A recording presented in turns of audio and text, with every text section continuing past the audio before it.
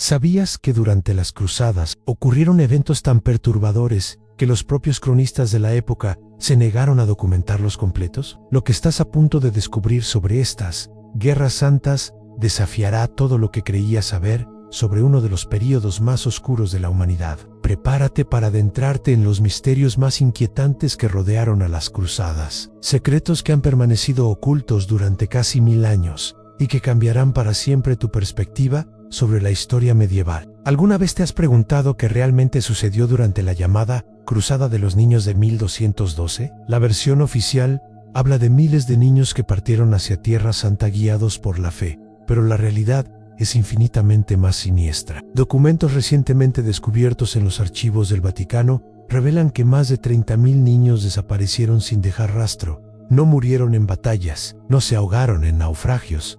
Simplemente, los registros parroquiales de la época muestran algo escalofriante. En pueblos enteros de Francia y Alemania, todos los niños entre 7 y 14 años desaparecieron en una sola noche. ¿Coincidencia? Los investigadores actuales lo dudan. El cronista medieval Alberico de Troisfontaines escribió en sus notas privadas, nunca publicadas: los pequeños fueron llevados por hombres de túnicas blancas que hablaban lenguas extrañas. Al amanecer, el silencio era ensordecedor donde antes resonaban sus voces, pero llevados a dónde y por quién. Durante los historiadores han encontrado referencias a una misteriosa orden militar que operaba en las sombras de las cruzadas oficiales. Los documentos la mencionan únicamente como los guardianes del último secreto. Esta organización no aparece en ningún registro papal oficial, no tenía territorios reconocidos ni castillos conocidos. Sin embargo, las evidencias de su existencia son abrumadoras. Cartas interceptadas entre nobles cruzados hablan de hermanos de la Orden Invisible que llegaban siempre después de las batallas más sangrientas, no para saquear ni para conquistar, sino para recoger lo que no debe ser visto por ojos mortales. ¿Qué era exactamente lo que recogía? Un documento del siglo XIII, encontrado en los muros de una iglesia demolida en Jerusalén, describe: llegaron cuando aún humeaban los cuerpos, buscaban entre los muertos con instrumentos de metal brillante, tomaban algo de cada cadáver, algo pequeño, algo que brillaba a la luz de la luna. Los testigos que sobrevivieron a estos encuentros desarrollaron una extraña enfermedad, perdían la capacidad de hablar sobre lo que habían visto.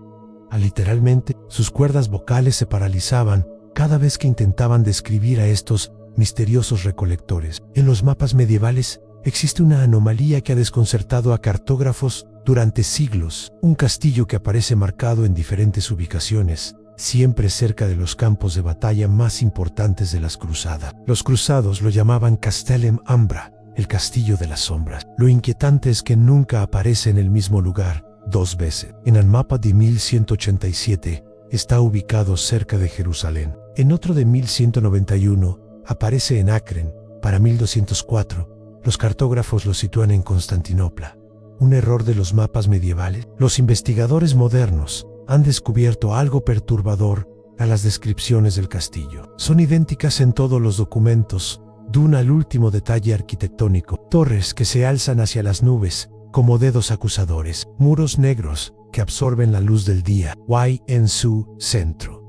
Una estructura circular que genera un sonido continuo, como el lamento de 1000 voces. Pero lo más inquietante de todo es que los satélites modernos han detectado anomalías electromagnéticas en todos los lugares donde aparece marcado este castillo fantasma. Anomalías que no deberían existir en ruinas de hace 800 años. Durante la primera cruzada, miles de cruzados reportaron simultáneamente la misma visión perturbadora. No era una aparición divina como las que conocemos de los relatos oficiales. Era algo completamente diferente. Los cronistas de diferentes ejércitos, que no tenían contacto entre sí, describieron exactamente la misma imagen: un cielo que se abría como una herida, revelando algo que los observadores describían como la arquitectura del fin del mundo. El monje Robert de Reims escribió: el aire mismo se desgarró ante nuestros ojos. A través de esa abertura, vimos estructuras que desafiaban toda lógica, edificios que crecían hacia abajo, escaleras que subían al vacío y criaturas que caminaban sobre superficies que no existían. Pero lo más escalofriante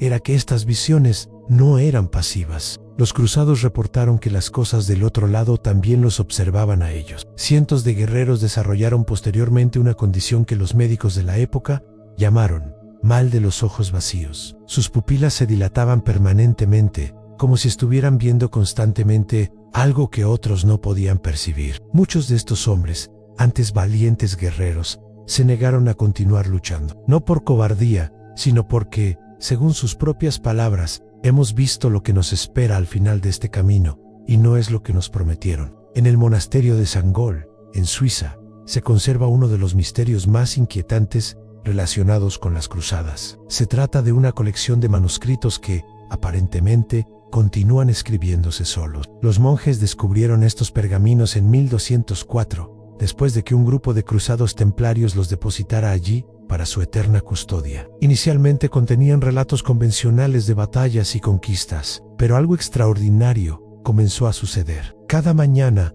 los monjes encontraban nuevas líneas de texto que no habían estado allí la noche anterior. La caligrafía era idéntica a la original, pero el contenido era perturbador. En los nuevos textos no describían batallas del pasado, sino eventos que aún no habían sucedido. Predecían con precisión escalofriante la caída de Jerusalén, la destrucción de la Orden del Temple e incluso acontecimientos que no ocurrirían hasta siglos después. El abad Jean de Montmirail escribió en 1267: «Los pergaminos profetizan acontecimientos que no comprendo, pero que temo que sean ciertos. Hablan de guerras que se librarán con fuego que cae del cielo, de plagas que matarán a millones sin tocarlos, y de una fecha final, el año 2033. Los manuscritos siguen en el monasterio, y según los monjes actuales, siguen escribiéndose». Durante la Tercera Cruzada, los ejércitos cristianos fueron devastados por lo que los cronistas llamaron la muerte silenciosa.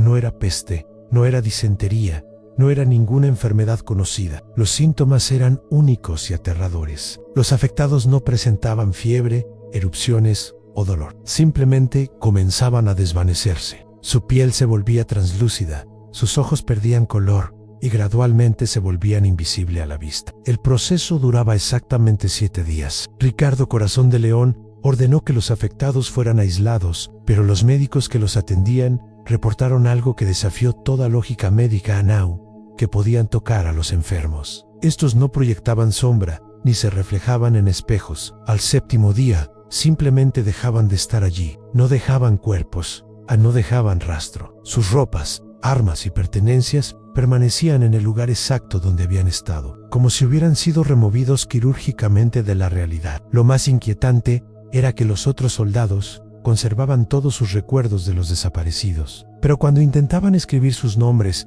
o describir sus rostros, la tinta se desvanecía del pergamino. El físico de Ricardo Maestro Godefredo escribió en código: no es enfermedad lo que los aqueja. Es como si algo los estuvieran borrando en uno por uno, con precisión deliberada. Los templarios fueron acusados de muchas cosas, pero hay una acusación que nunca apareció en los juicios oficiales, aunque está documentada en cartas privadas entre inquisidores. Se les acusaba de poseer un tesoro que no podía ser visto por ojos humanos puros.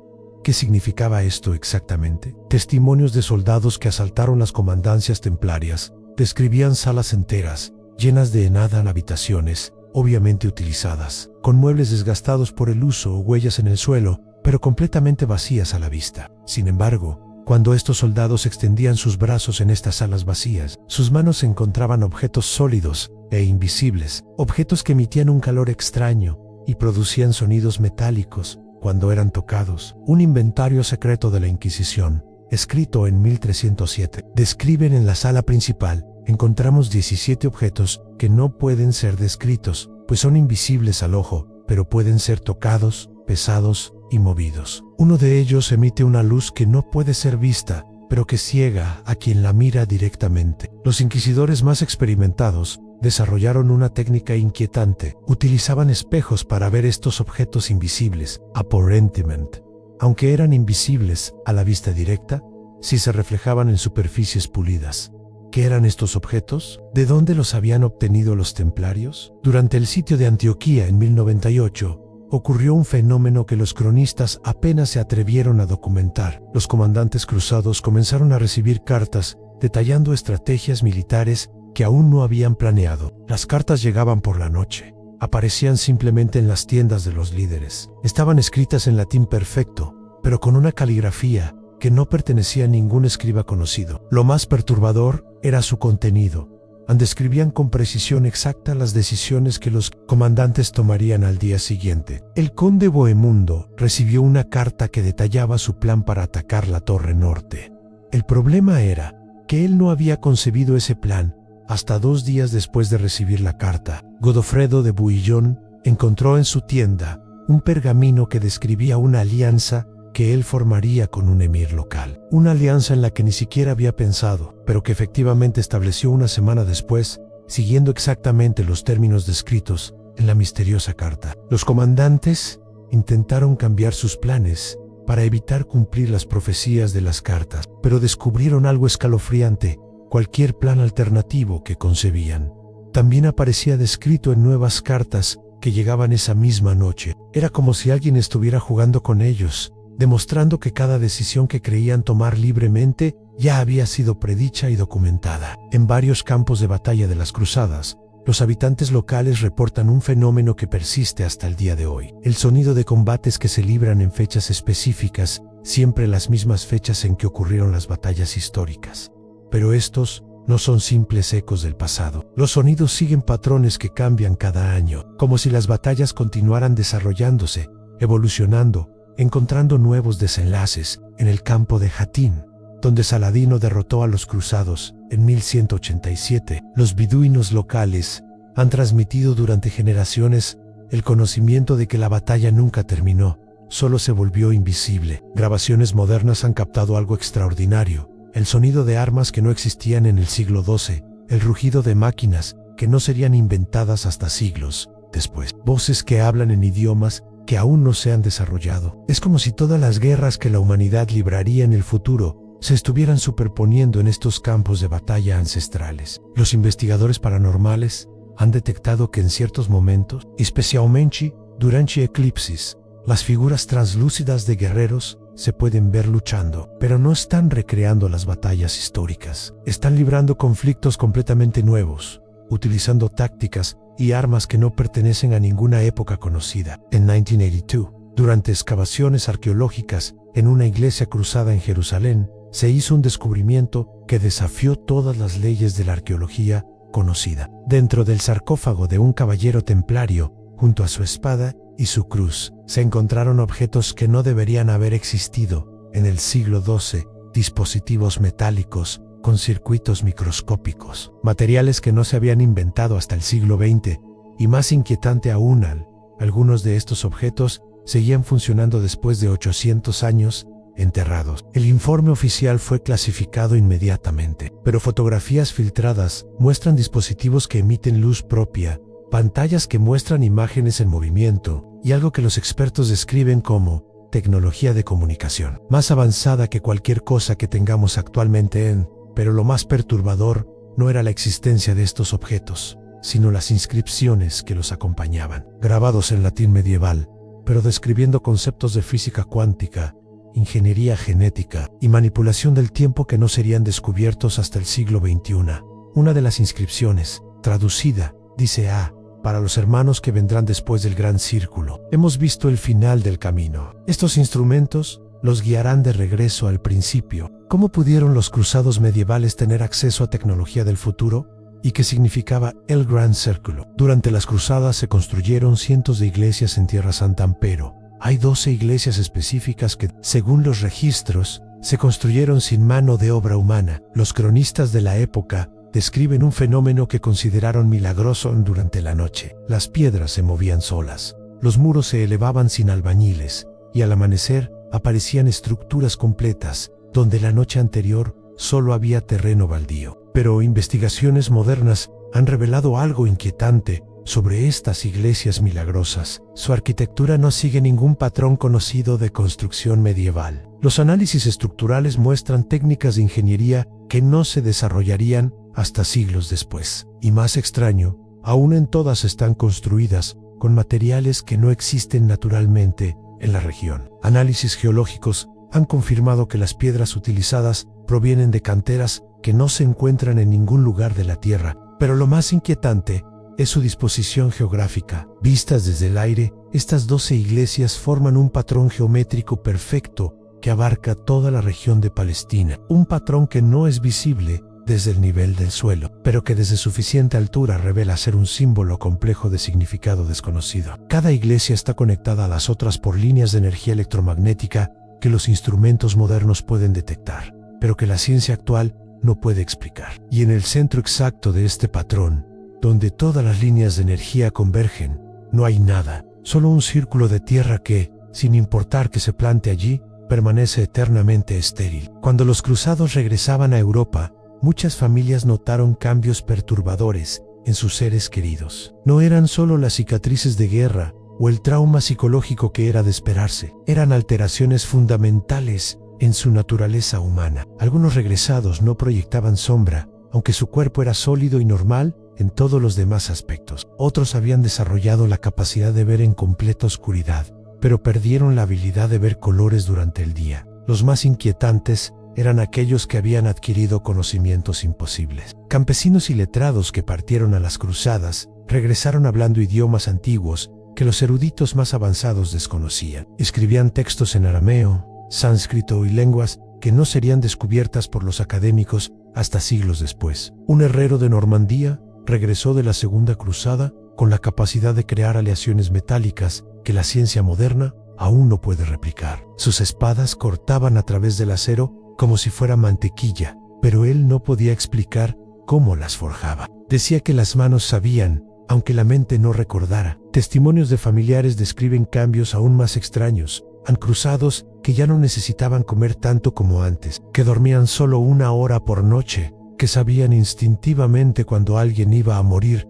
días antes de que sucediera. Pero quizás lo más perturbador era que todos estos, cambiados, desarrollaron la misma obsesión en construir mapas detallados de lugares que nunca habían visitado, pero que describían con precisión perfecta, lugares que no serían descubiertos por exploradores europeos hasta siglos después. La Cuarta Cruzada es conocida por su desviación hacia Constantinopla en lugar de Tierra Santa. La versión oficial habla de disputas políticas y conflictos de intereses, pero documentos secretos encontrados en archivos bizantinos cuentan una historia completamente diferente. Los líderes de la Cuarta Cruzada no se desviaron por accidente, fueron deliberadamente dirigidos hacia Constantinopla porque allí se estaba llevando a cabo un experimento que requería la energía espiritual de 100.000 almas guerreras. ¿Qué tipo de experimento? Los pergaminos bizantinos hablan de una máquina de contemplar el tiempo construida en las profundidades del Gran Palacio, una estructura que permitía ver eventos del pasado y del futuro con claridad perfecta. Pero la máquina requería un combustible específico, la energía generada por la fe fanática,